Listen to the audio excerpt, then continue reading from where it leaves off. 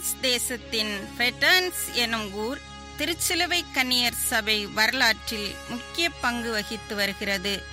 ஏனெனில் இங்குதான் 1801ஆம் ஆண்டு மே மாதம் 29ஆம் நாள் திருச்சிலுவை கன்னியர் சபையின் நிறுவனர் அன்னை கிளாடின் எஷேனியர், திரு பிரான்சிஸ் எஷேனியர், திருமதி ஆனி டியூட்ரல் ஆகியோரது 9 குழந்தைகளில் முதல் மகவாக பிறந்தார். இளமை முதலே அன்னை கிளாடின் மிகுந்த பக்தி உடையவராகவும் கடின உழைப்பாளியாகவும் வளர்க்கப்பட்டார். அன்னை கிளாடினின் விழாவினை கொண்டாடும் இவ்வேளையில் அவர்தம் வாழ்வின் சில காட்சிகள் உங்கள் கண்முன்னே.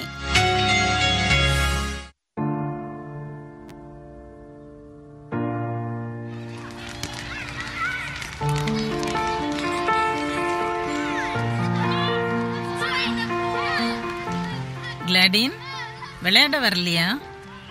எப்ப பாரு வேலை வேலைன்னு இருக்குதியே. என்ன கிளாடின், நீயும் எங்களை மாதிரி சின்ன பிள்ளை தானே? எப்ப பாரு வேலை செஞ்சு செஞ்சு இருக்கிறியே, உனக்கு போர் அடிக்கலையா? கொஞ்சம் எங்க கூடயும் விளையாட வாயேன். இல்லப்பா, மன்னிச்சிருங்க. நான் என் தம்பி தங்கச்சிகளையும் வீட்டையும் நல்லா பார்த்துக்கணும். எங்க அம்மாவுக்கும் உடம்பு முடியல.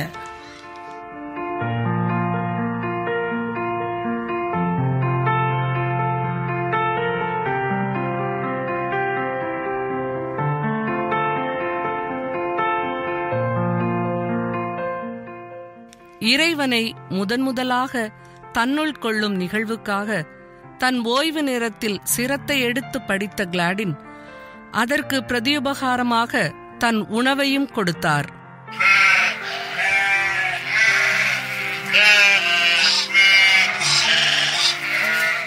மேரியக்கா, எனக்கு படிக்கணும்னு ரொம்ப ஆசை.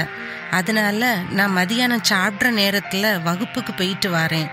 அந்த நேரத்துல என் ஆடுகளை கொஞ்சம் பார்த்துக்குவீங்களா? அதுக்கு பதிலா நான் என் மதிய சாப்பாட்டை உங்களுக்கு தாரேன். ஓ, பரவாயில்ல கிளாடின், நான் பார்த்துக்கிறேன். நீ அமைதியா போய் படிச்சுட்டு வா. ரொம்ப நன்றி மேரியக்கா.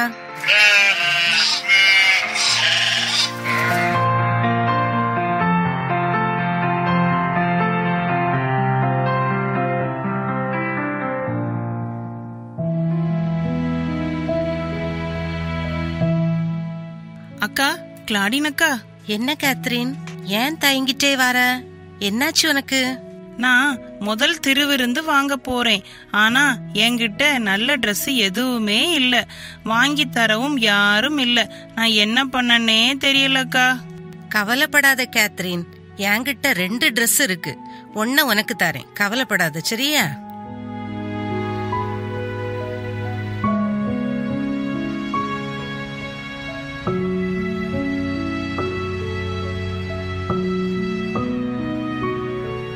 இல்வாழ்வை விடவும் இறைபணி வாழ்வை, அர்ப்பணிப்பு வாழ்வை தேர்ந்து கொண்டவர் நம் கிளாடின். கிளாடின், உன்னை எனக்கு ரொம்பவும் பிடிச்சிருக்கு.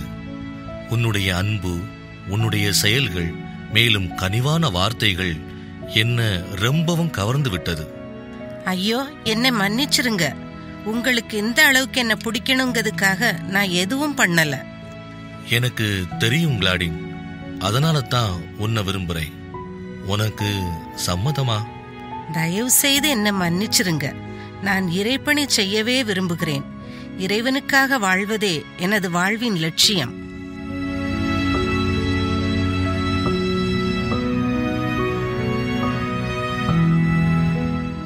கிளாடின், நீ இறைப்பணி செய்யவே விரும்புகிறாய்.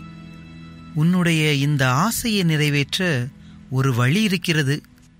என்ன வழி அருட்தந்தையே? நாம் எல்லோரும் இணைந்து ஒரு சபையை தொடங்கலாம். உனது விருப்பப்படியே இறைப்பணியை செய்யலாம். சரி தந்தையே.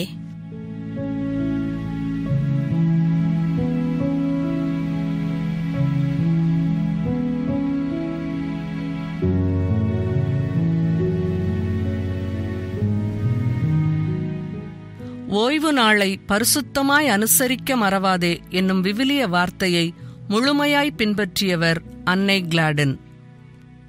அன்னை கிளாடின், இன்றைக்கு அறுவடை செய்ய பங்கு தந்தை அனுமதி தந்திருக்கிறார். ஆனால் இன்று ஞாயிற்றுக்கிழமை அல்லவா? ஆம் சகோதரி, ஞாயிற்றுக்கிழமையின் புனித தன்மையை கருத்தில் கொண்டு நாம் அறுவடை செய்ய வேண்டாம். இன்று முழுவதும் நாம் விழித்திருந்து ஜெபிப்போம். மறுநாள் அதிகாலையிலே அறுவடையை தொடங்கிய கன்னியர் காலை 8 மணிக்கெல்லாம் அறுவடையை முடித்தனர். அன்னையின் ஜெபத்தால் அதுவரை மழை பெய்யவில்லை. பின்னரே மழை பெய்தது. மதர் கிளாடின், அறுவடை முடிந்த பிறகுதான் மழை பெய்கிறது. நம்முடைய ஜெபம் வீண் போகவில்லை. கடவுள் நம்முடைய ஜெபத்தை கேட்டார். நம்ம ஜெபத்துக்கு நல்ல பலன் கிடைத்துள்ளது. நன்றி இறைவா.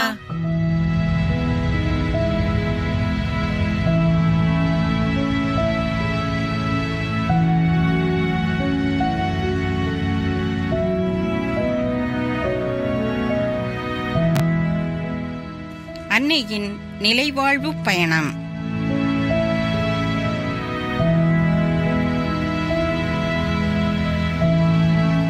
இயேசுவே, என் இயேசுவே.